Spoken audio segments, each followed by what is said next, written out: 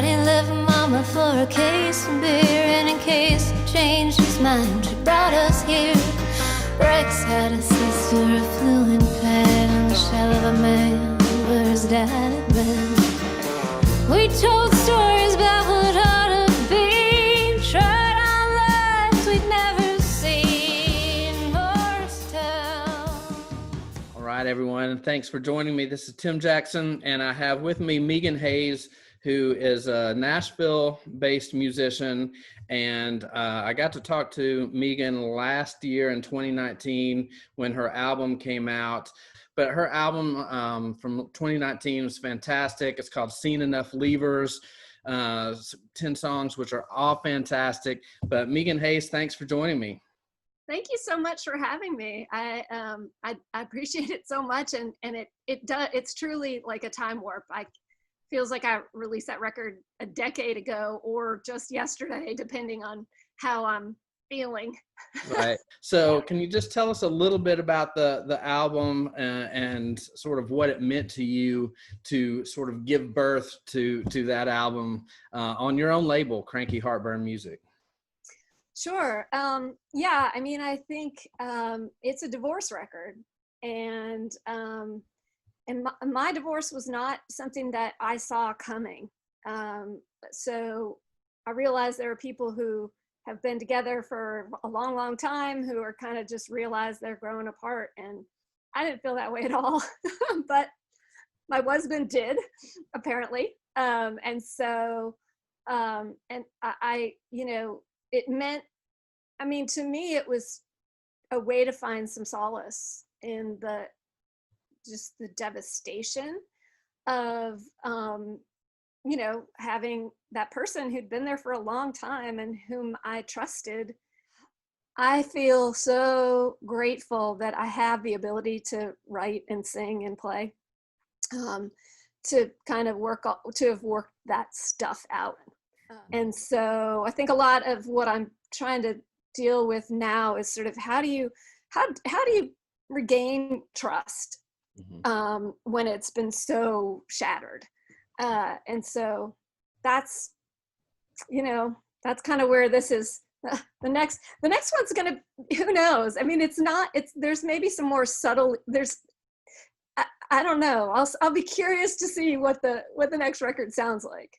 Yeah. Well, and I wanted to ask, you know, obviously that record meant a lot to you because of the period of time in which those songs were written. And it was a traumatic period of time. And now here we are, all of us, in this other traumatic period of time. I mean, have you found some of your music sort of moving toward the subjects of the day and what's going on with, you know, a global pandemic and what's going on in politics, and it's just such a topsy-turvy time right now. I can't write about the sort of day-to-day of the pandemic yet, because we're still in it.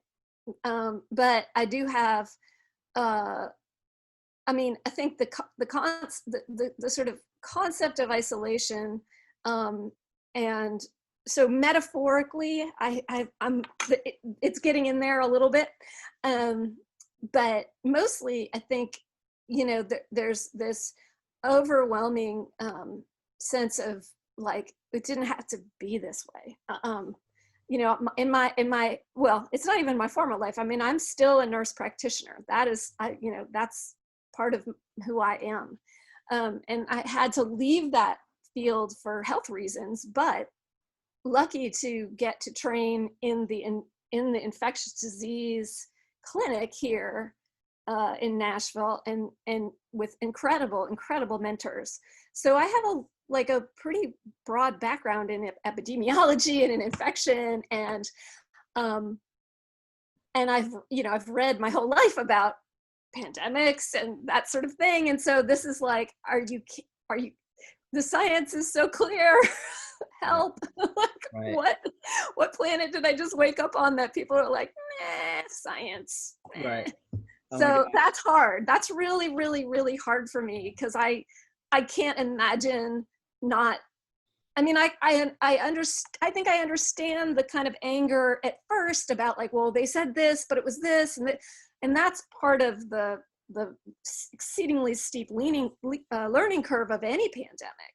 Mm-hmm. That's just how this goes. But people, I just I guess I'm surprised in observing sort of an inflexibility and an unwillingness to learn and change that is, well, that's threatening people's lives at this point.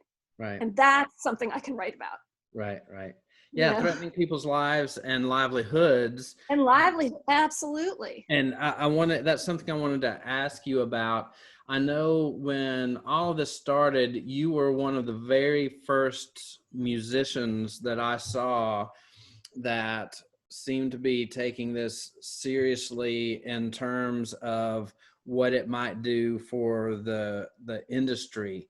And the negative impacts it could have. And I think a lot of people were probably thinking, this is going to be a couple of months and then we'll be back to normal. So, so the two questions here, I guess, is did your background, being a nurse, sort of lead you to foresee what was coming down the road? And then secondly, just tell us a little bit about what you did in the organization that you helped create and kind of what you guys are doing to try to help musicians get through this time.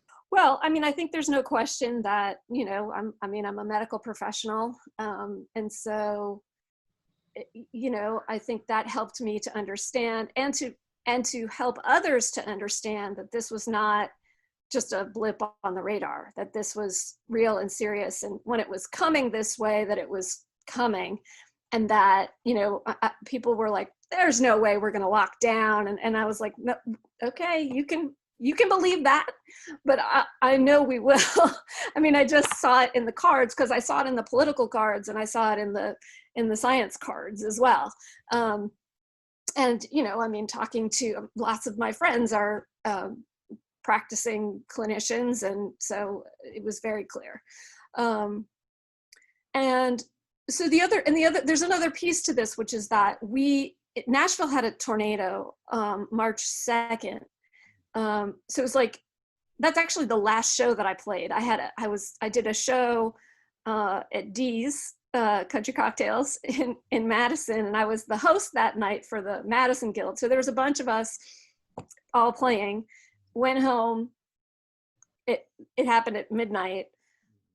I ended up talking to a reporter at Rolling Stone because I just had this sort of interesting combo of nurse practitioner and musician, and I was like, wow, and the 5 spot, which is sort of that place that I call home, they had just shut down. They shut down before anybody else did. And much to their credit, I mean, really took a very, very, very responsible role, in my opinion. But they started a GoFundMe for their employees, and so I ended up talking about that in my interview and talking about how people were live streaming. And then when the article came out, because I had said, perhaps there is some way. At this point, we didn't really, this is March. I didn't know right? We didn't know what was happening, really. But I said, well, maybe the mayor could employ out-of-work music industry folk to do tornado cleanup and reconstruction. And, it was just I was just sort of spitballing at that point. And then that article came out, and then clearly that wasn't happening. People were losing their jobs, everybody was closing. And I thought, we really, I started to see early in the CARES Act, which was the legislation that was passed that gave the pandemic unemployment assistance, et cetera, there was a huge concern because it clearly, if they were going to talk about unemployment, those of us who don't work, who are self-employed, we're going to be in big trouble. And that's, that's, I don't know, 80 to 90% of my friends, right? So I just did kind of what I could. I mean, I had some time, and I just said, let's talk about how we can try to get in to talking to the mayor, talk to our local representatives, talk to the state, reps. and I started a group that's called Independent Music United Nashville and IMUN, and basically just sort of started a letter writing and a calling campaign. We have to keep up the pressure, because they are looking for numbers. I mean, the way that a senator is going to, if you get 35,000 letters about a topic to a senator, that might make them interested. If you've got a few people writing, but kind of everybody else kind of going, well, it's not going to make any difference, it's what's they don't listen anyway. That my fear is that is the that's what hobbles us. What do you see as the next steps for your organization, and what do you plan to kind of continue doing from this point forward? Yeah, I mean, great question. Right now, we're deeply involved in asking for the HEROES Act to pass, and the Senate has clearly, and Mnuchin and the White House have all sort of said we're not interested in continuing the $600 thing, and they're offering to do $200 a week, which just is the rationale, if you can even call it that, behind that is so, it's so sort of tormented and unrealistic as to be, it's hard to even talk about. But we're going to kind of keep pushing at the state, at the federal level right now. At the state level, there's very, in terms of aid, there's not a whole lot that we can do. Nashville has shortfalls. So locally, Nashville's really in a budget crisis. The mayor is proposing raising taxes 34% on properties, which I think is just going to be a death knell for the city. I'm not really sure how that's supposed to happen. I mean, and if there's no music in Music City, that kind of defeats the purpose. Certainly, that's one of the issues facing us as a nation, and you guys in Nashville, musicians, obviously, and all of this creates a lot of stress on people. Again, with your nursing background, as well as just who you are, Meghan Hayes as a person. And just tell us a little bit about what we need to be doing right now in terms of mental health. Yeah. Well, I'm really glad you raised that, because that's one of my primary concerns for myself and for others. Mental health, mental illness is often sort of ignored, and but it's there, and everybody knows somebody or is somebody who has a mental illness. This kind of, there's a lot that's going on with this pandemic. One of the things that's happening from a mental health status is that people are grieving. People are grieving for their own friends and family members whom they have lost to the disease. People are grieving for their own lost opportunities, right? Everybody I know was supposed to be on tour right now. Everybody had worked super hard, in the winter to get their spring and summer tours set up, and those are gone. So people are then, so there's that. People are grieving, I think, what has become of a nation. I think that the fact that Black Lives Matters protests continue on is a, first of all, is a fantastic thing. This has been a long time coming, and I hope that it will continue until we see some justice and we see some changes. Well, more than just some changes. I mean, that makes it sound trivial. It's not trivial at all. It's absolutely important to the continuation, I think, of this country. And people are also grieving social life, right? So, I'm recently divorced. So I was just getting used to living alone, but I didn't expect to be so alone. And then if you're a person with a mental illness, you know, a lot of the, you know, anxiety and depression and all of the sort of suite of mental illnesses that fly around in that sphere are just incredibly, the symptoms are really heightened, right? If you've lost your job and the government is basically saying, go back to work, you know, we're not going to give you money because $600 a week is a disincentive for you to go back to work. And you're like, well, that's gaslighting because there are no jobs for what I do. Like, it's not that people don't want to go back to work. It's that the jobs don't exist. Right. You know, we had to go back to phase 2 in Nashville because the bars on Lower Broadway were wide open. I mean, people walking around with no masks on, and our infection rate just went through the ceiling, as it could have been expected to do. Mm-hmm. So there's a sense of sort of people feeling like they're being held hostage by other people whom they do not know, who don't think that their health is important. And that's really tricky, you know, when you're an anxious person or you're a depressed person, seeing these images and you know, and feeling trapped can be really brutal. So, I mean, that's just one, you know, that's one example.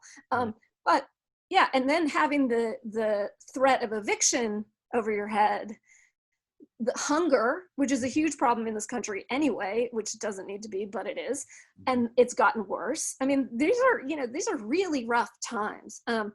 So my thought on this is that depending on where a person lives and depending on what a person's income is, there are online links. Within the music business, there are specific nonprofits that are online that musicians can turn to for assistance with mental health issues at this time. And I should say that includes addiction. I mean, addiction is a big mental health issue. People sometimes tend to talk about them separately, but in my mind, they're all the same. Mm-hmm. I mean, it's all, you know, they're all linked together. So there's that. And I think there are a number of suicide hotlines. I really hope that before it gets to that point that people are able to ask for help. I think that there are, you know, I think I've gotten contacted by a number of people who know that I suffer from mental illness and who have asked me what they can be doing right now.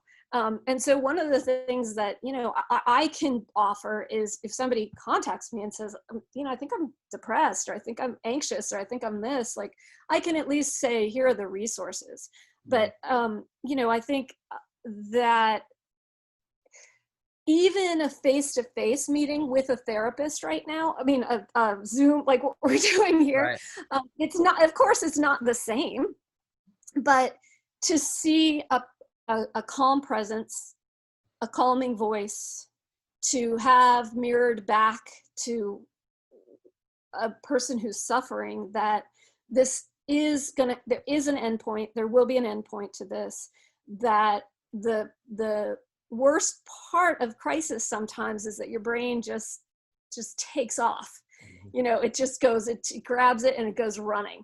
And to have people learn techniques for being in the moment, you know, kind of trying to calm and control some of those thoughts and fears, even those small skills can make a really big difference. And then, you know, in terms of telemedicine, you know, there are a number of people I've spoken to who have started on medication during this process. And, you know, that, I mean, my feeling is each person has to figure out what it takes to get them through the night, essentially. Right. You know, I know that there are the whole recovery world is online. There are AA meetings and NA meetings and all, you know, so even though that personal contact, which I think is, you know, which I think we all think is really super beneficial, it's not necessarily there, but I have to remind people that you are not alone in this. I mean, it feels alone, but there really are resources. And so I encourage anybody who's even slightly feeling overwhelmed to reach out. Right. Well, and I wanted to ask you about that. I know, obviously, you know, a lot of people have experienced mental illness and have been diagnosed with whatever it may be. Right.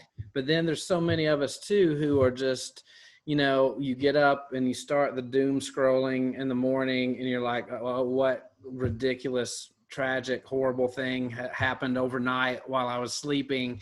And Right. it doesn't take long before you realize, oh, here's 5 things that are terrible that happened overnight. So kind of addressing that as well. I mean, is there a different prescription for those of us who may just be like general, like, oh my gosh, the world's going to hell, versus actual mental illness? Or is the prescription kind of the same for both types of people right now?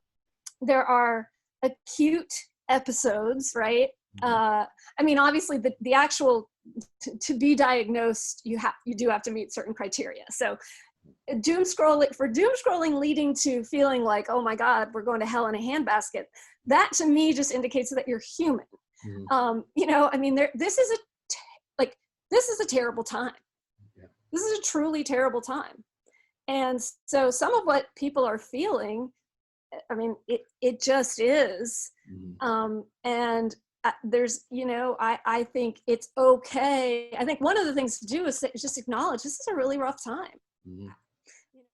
We can change by voting, and I'm going to go and register people to vote. I mean, pick an equal and opposite reaction, right?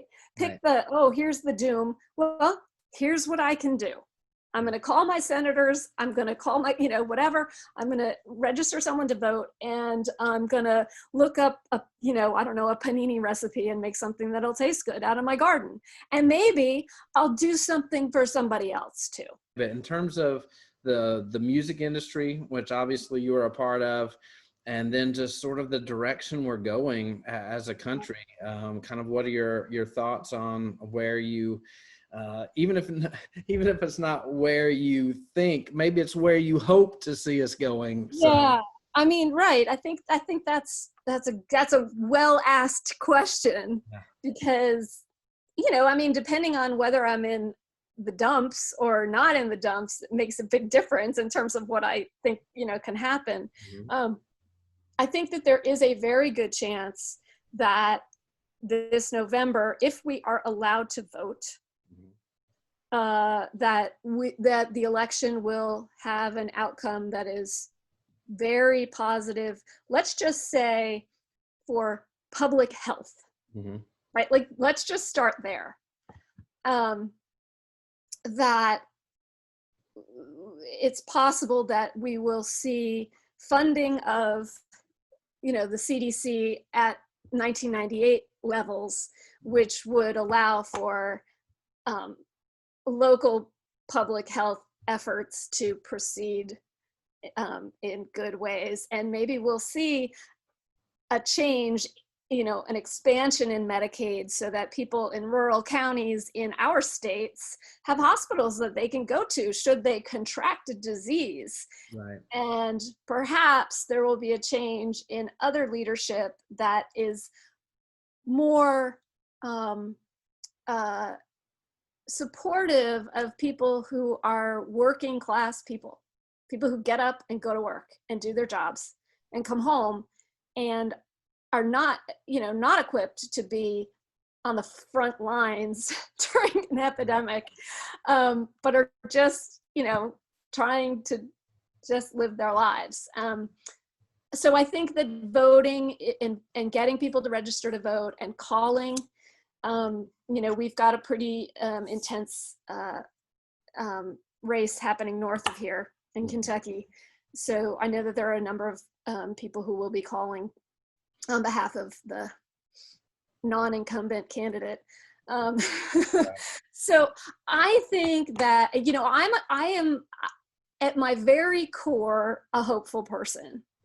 I can't seem to shake that, which I think is really good. Mm-hmm. There was a long time where I was like, gosh, why do I have to be so hopeful? And then everything just ends up all crappy. But I think it's actually good. I mean, I honestly think that the Black Lives Matter movement and what we're seeing in terms of people coming out and saying, we're not willing to tolerate injustice. We're not willing to just pretend like this country was not founded on slavery and extortion and torture. Mm-hmm. I think there are a lot of people who are waking up to that, and that to me creates hope. And I think that if they're going to send in federal troops against peaceful protesters, that gets a lot more people to vote. I guess my hope, is that we will be allowed to vote in this election, Mm-hmm. that the outcome will be the one that I want. Outcomes. I mean, I really hope we'll win back the Senate as Right. well. And I think that I have no doubt that we're headed in the right direction vaccine-wise. It's going to take a long time. Mm-hmm. I mean, I think that's where I'm the most concerned, because people are like, oh, the vaccine, it'll come. And I'm like, yes, it will come. But I think it's not going to be widely available as quickly as we would like it to be. Mm-hmm. And that's a concern.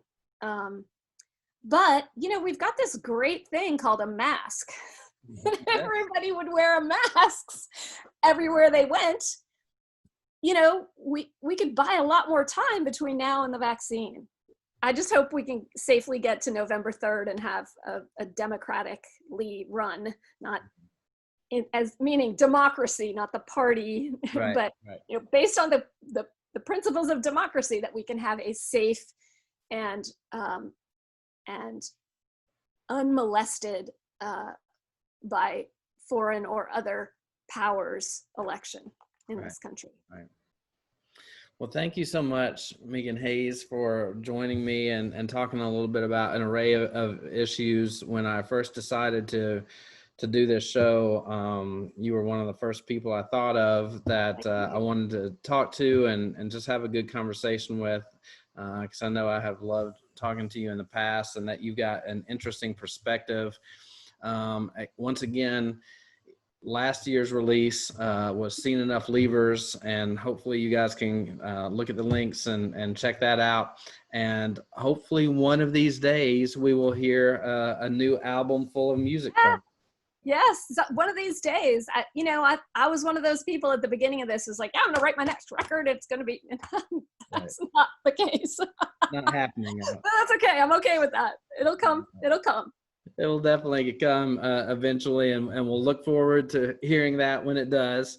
And but thank you so much. We certainly appreciate your time today.